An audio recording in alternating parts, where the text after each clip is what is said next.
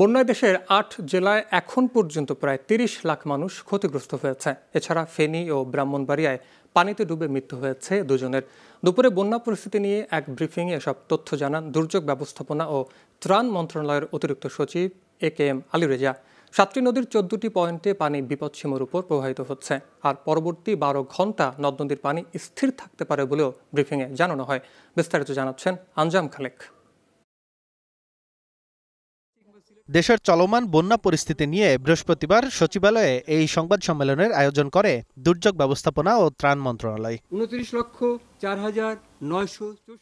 এ সময় দুর্যোগ ব্যবস্থাপনা ও ত্রাণ মন্ত্রণালয়ের অতিরিক্ত সচিব KM আলী রেজা বলেন, বন্যায় দেশের ৮ জেলায় ৩৫৭টি ইউনিয়ন ক্ষতিগ্রস্ত হয়েছে। পানিবন্দী হয়ে পড়েছে ৪,৪০,৮৪০টি পরিবার। ৮টি জেলায় ৪,৪০,৮৪০টি পরিবার পানিবন্দী অবস্থায় আছে। ক্ষতিগ্রস্ত লোকের সংখ্যা হচ্ছে ২৯,০৪,৯৬৪ জন। মৃতের সংখ্যা আমাদের কাছে যেটা রিপোর্ট হয়েছে ২ জন। এর একজন হচ্ছে ফেনীতে, আর একজন হচ্ছে ব্রাহ্মণবাড়িয়াতে।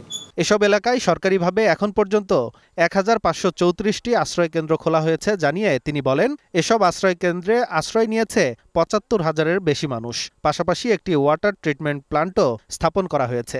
পানিবন্দী এবং ক্ষতিগ্রস্ত লোকদের জন্য আশ্রয়কেন্দ্র খোলা হয়েছে ১,৫৩৪টি, এবং আশ্রয়কেন্দ্রগুলিতে বেলা ১:৩০ পর্যন্ত ৭৫,৬৭৮ জন আশ্রয় নিয়েছেন। এছাড়া অন্যান্য যে সমস্ত আশ্রয়কেন্দ্র আছে সেগুলিতে প্রায় ৭,৫০০টি গবাদি পশুকে আশ্রয় দেওয়া হয়েছে। এ পর্যন্ত আমাদের ৮টা জেলাতে মোট ৪৪৪টি মেডিকেল টিম কাজ করছে। তাছাড়া ফেনী জেলায় বিশেষ করে উপদ্রুত এলাকায় সেনাবাহিনী এবং নৌবাহিনী উদ্ধার কাজে নিয়োজিত রয়েছেন।